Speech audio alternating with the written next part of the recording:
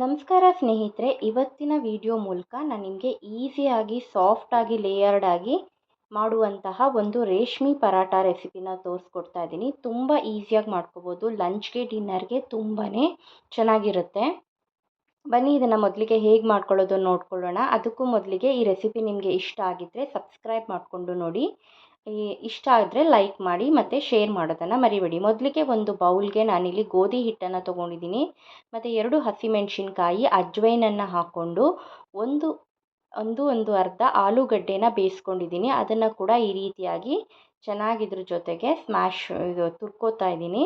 ನೀವು ಸ್ಮ್ಯಾಶ್ ಕೂಡ ಮಾಡಿ ಹಾಕ್ಕೊಳ್ಬೋದು. ತುರ್ಕೊಳ್ಳೋದ್ರಿಂದ ತುಂಬ ಚಿಕ್ಕದಾಗಿ ಬರುತ್ತೆ, ಹಾಗಾಗಿ ನಾನು ತುರಿದು ಹಾಕ್ಕೊಳ್ತಾ ಇದ್ದೀನಿ. ಇದನ್ನು ಕೂಡ ನೀಟಾಗಿ ಹಿಟ್ಟಿನ ಜೊತೆಗೆ ರುಚಿಗೆ ತಕ್ಕಷ್ಟು ಉಪ್ಪನ್ನು ಹಾಕಿಬಿಟ್ಟು ನಾನಿಲ್ಲಿ ಇದಕ್ಕೆ ಸ್ವಲ್ಪ ಕೊತ್ತಂಬರಿ ಸೊಪ್ಪನ್ನು ಸೇರಿಸ್ಕೊತಾ ಇದ್ದೀನಿ. ಮತ್ತು ಇದಕ್ಕೆ ನಾನು ಚಿಲ್ಲಿ ಫ್ಲೇಕ್ಸು ಒಂದು ಅರ್ಧ ಟೀ ಸ್ಪೂನ್ ಆಗುವಷ್ಟು ಇದ್ದರೆ ನೀವು ಇದನ್ನು ಆ್ಯಡ್ ಮಾಡ್ಕೊಳ್ಳಿ, ತುಂಬ ಕಲರ್ಫುಲ್ಲಾಗಿ ಕಾಣಿಸುತ್ತೆ. ಮತ್ತು ಇದನ್ನು ಚೆನ್ನಾಗಿ ಈ ಥರ ನೀವು ಮಿಕ್ಸ್ ಮಾಡ್ಕೊಳ್ಬೇಕು. ಆಲೂಗಡ್ಡೆ ಎಲ್ಲ ಹಾಕಿರೋದ್ರಿಂದ ಸಾಫ್ಟಾಗಿ ಇದನ್ನು ನಾವೆಲ್ಲ ಮಿಕ್ಸ್ ಮಾಡ್ಕೊಂಡ ನಂತರ ಸ್ವಲ್ಪನೇ ನೀರನ್ನು ಆ್ಯಡ್ ಮಾಡಿಕೊಂಡು ನೀವು ಇದನ್ನು ಚೆನ್ನಾಗಿ ನಾದ್ಕೋಬೇಕಾಗತ್ತೆ.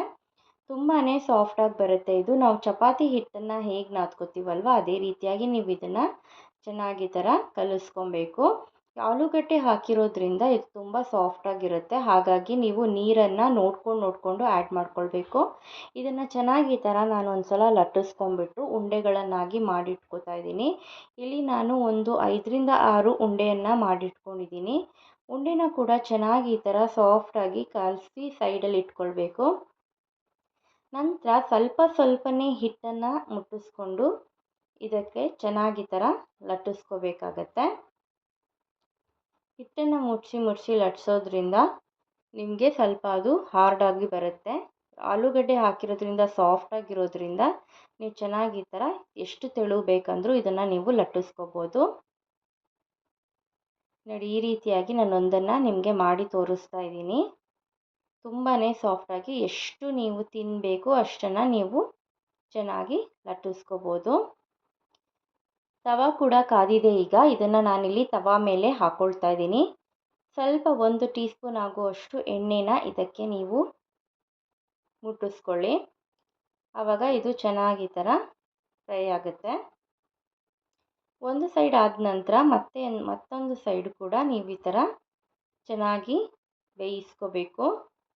2 ಸೈಡನ್ನು ಒಂದು 2ರಿಂದ 3 ನಿಮಿಷ ಇದನ್ನು ಚೆನ್ನಾಗಿ ಬೇಯಿಸ್ಕೋಬೇಕಾಗತ್ತೆ.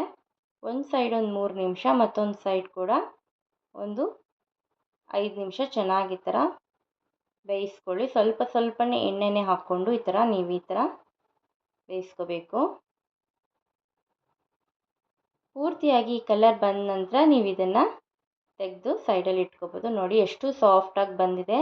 ಯಾವುದೇ ರೀತಿಯಾದಂತಹ ಗ್ರೇವಿ ಜೊತೆಗೆ ಇದ್ರ ಕಾಂಬಿನೇಷನ್ ತುಂಬಾ ಚೆನ್ನಾಗಿರುತ್ತೆ. ಈ ರೀತಿಯಾದಂತಹ ರೇಷ್ಮೆ ಪರಾಟನ ಒಂದು ಸಲ ನೀವು ಟ್ರೈ ಮಾಡಿ ನೋಡಿ. ಮಕ್ಕಳು ಕೂಡ ತುಂಬ ಇಷ್ಟಪಡ್ತಾರೆ. ಡಿನ್ನರ್ಗಂತೂ ತುಂಬಾ ಚೆನ್ನಾಗಿರುತ್ತೆ. ನೋಡಿ, ಈ ಥರ ಒಂದು ಕಪ್ಪಲ್ಲಿ ನಿಮಗೆ ಒಂದು 6ರಿಂದ 7 ರೇಷ್ಮೆ ಪರಾಟ ರೆಡಿಯಾಗಿದೆ. ಈ ರೆಸಿಪಿ ಇಷ್ಟ ಆದರೆ ಲೈಕ್ ಮಾಡಿ, ಶೇರ್ ಮಾಡಿ.